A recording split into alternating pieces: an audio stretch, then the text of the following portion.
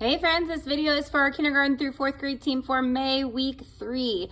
All month long, we've been learning the virtue of commitment, making a plan and putting it into practice. And our memory verse for this month, how does it start? Training the body has some value, but being godly has value in every way. It promises help for the life you are now living and the life to come. 1 Timothy 4:8. So this week, we head to the book of Matthew, chapter 16, where Jesus asks his disciples, "Who do you say I am?" After everything they'd seen Jesus do and heard Jesus say, what did they really think about Jesus? This gave Peter the perfect moment to declare what he believed, that Jesus truly is the Son of God. So our bottom line for this week is practice talking about God. God is continually working in our lives. When we talk about these moments with others, we can actually end up growing in our relationship with God. As kids process their growing faith, they will have questions and doubts. We want them to know that no question is off limits when it comes to their faith. We hope that as they practice talking about God, they'll discover that sharing about their faith isn't so daunting. We pray that kids will find trusted adults who believe in Jesus, who will help them talk through their questions about God. This is so important, even for us adults.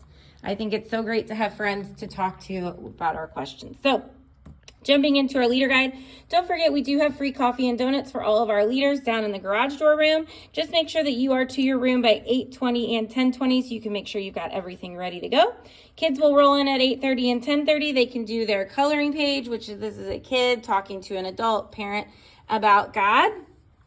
They're seeing God in nature.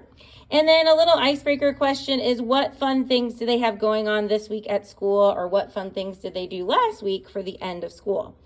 Then their interactivity is a game called What Am I? So you're going to say, I'm going to read a list of clues about an object, and every object is either a skill or a talent or something you can use to practice a skill or a talent.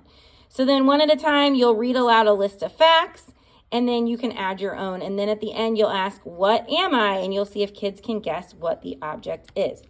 So, for example, I'm often the color brown. You can hold me in your hands. Everyone runs after me. You can throw me or kick me. What am I? Football. And so there's a few examples there. And then you'll close by saying, great job guessing, guys. All of these activities take lots of practice.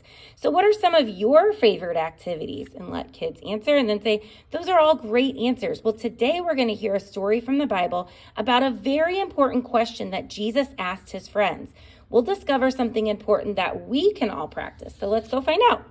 So at 8:55 and 10:55, you'll head across the hall to large group. When you get back from large group, you can pass out snack, gather kids up, make sure you introduce yourself and make sure they know each other's names.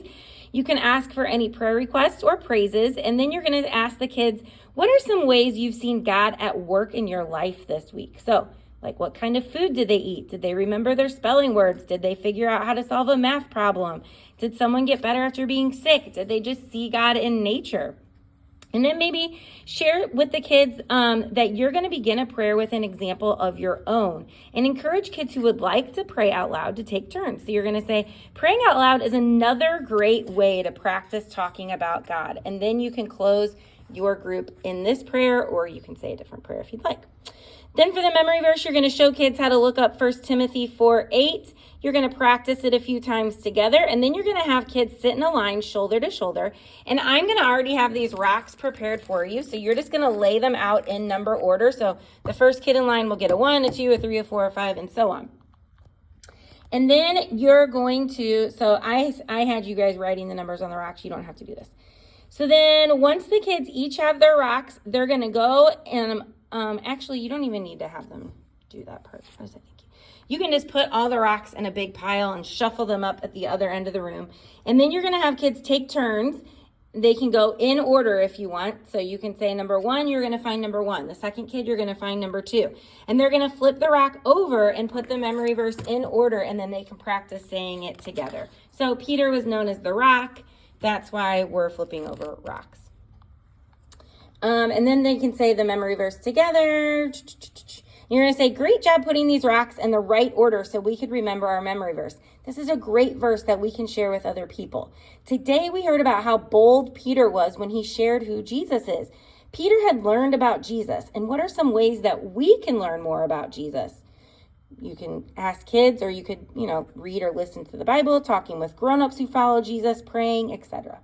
The more we know about Jesus, the more we can tell others about how good he is. And the more others will learn to trust him too. Wherever we are and whatever we're doing, we can practice talking about God.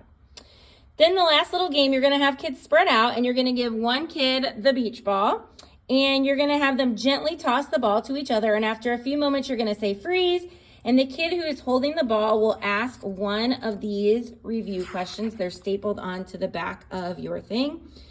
And then you can continue playing the game until all the questions are answered. And then if you want, you can close down. There's a couple little bonus questions. Who do you talk to about God? What kinds of things can you say about God? Is it difficult for you to talk to others about God? How can you overcome that fear? And why does talking about God take practice? So that's it for this week, guys. I think this is such a great skill. So many of you are so wonderful at talking to others about God. So thank you for being here and being a role model and a small group leader for our kids. You guys are amazing, and we'll see you on Sunday.